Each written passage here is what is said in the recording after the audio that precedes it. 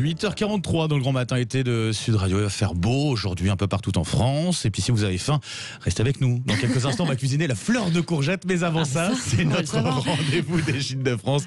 Tout l'été, on vous les fait découvrir ces Gîtes de France sur Sud Radio. Et notre premier invité de la saison, Laurence, c'est David François, qui est propriétaire d'un éco-gîte au Pêchereau. Nous sommes dans l'Indre ce matin. Bonjour à vous, David. Bonjour, David François. Oui, bonjour à vous. Merci d'être avec nous ce matin. Alors, on l'a dit, les Français ont, paraît-il, besoin de verre en ce premier été post-Covid. Est-ce que vous confirmez, est-ce qu'il y a eu beaucoup plus de réservations chez vous dans votre gîte ? Alors, ici dans le sud de Berry, à proximité d'Argenton-sur-Creuse, dans la communauté de communes qui s'appelle la Vallée de la Creuse, donc c'est du tourisme rural, mais je n'observe pas forcément des réservations en augmentation, quoi. Ah, d'accord. Donc, même si nous avons des capacités d'accueil qui sont assez importantes et des activités qui peuvent être proposées comme tourisme vert ici, c'est pas la ruée vers le sud, enfin vers le sud de Paris. Le sud de Berry. Donc il y a encore de la place. Nous on est à 3h30 de Paris et au sud, donc 1h15 au nord de Limoges. Au nord de la Creuse, sud de l'Indre, voilà. D'accord. Pour vous situer un petit peu le lieu. Voilà, du coup il y a encore de la place, donc voilà, si ça intéresse certains de nos auditeurs. Alors dites-moi, David François, racontez-nous les immanquables dans votre région selon vous. Qu'est-ce qu'il y a à visiter ? On parle de tourisme vert, mais voilà, pour les randonnées, les villages, qu'est-ce que vous pouvez nous proposer dans votre région là-bas ?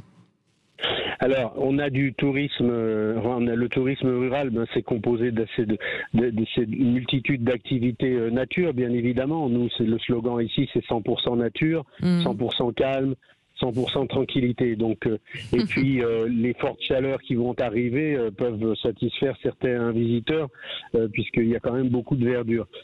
On a un patrimoine au niveau paysager, bien sûr, historique, religieux, culinaire, voilà, donc on n'est pas très loin du parc régional de la Brenne, où là on est vraiment au cœur de la nature préservée. On a une biodiversité de la faune et de la flore qui est quand même assez intéressante. Moi, là où je me trouve sur mon gîte qui s'appelle 1001 en Berry, 1001 en chiffres, nuit en Berry.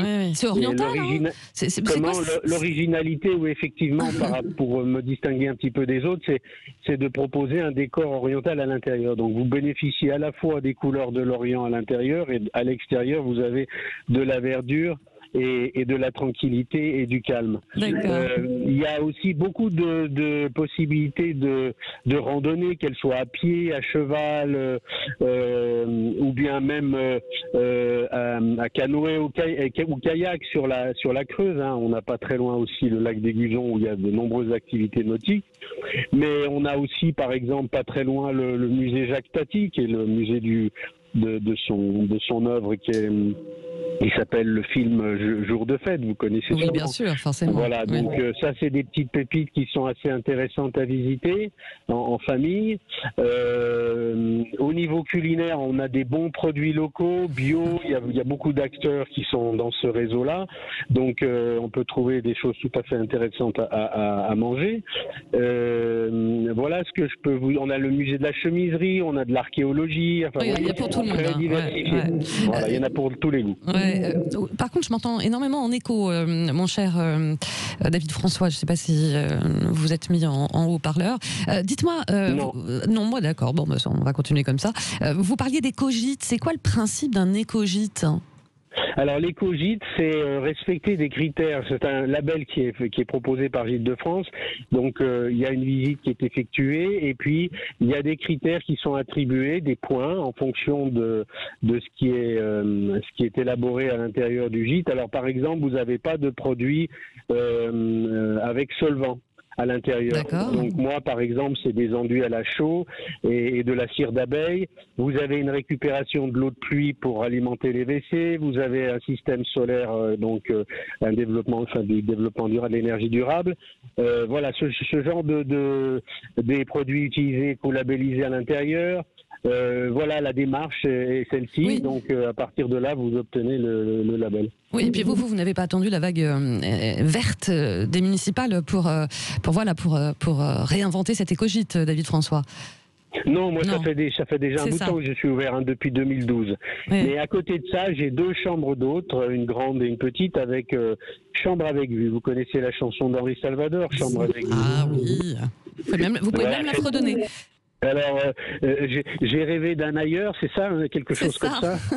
Et ben voilà. Donc, si vous rêvez d'une chambre avec vue, c'est ici qu'il faut venir. Bon, en tout cas, merci pour ces belles cartes postales. On les voit bien là. On voit Oui.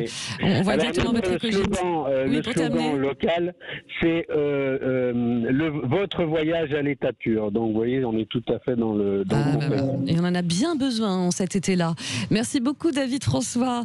Belle journée du côté de Perchereau dans l'Indre. Et je rappelle que vous êtes propriétaire de l'écogite 1001 nuits en Berry. Et a priori, il y a encore de la place.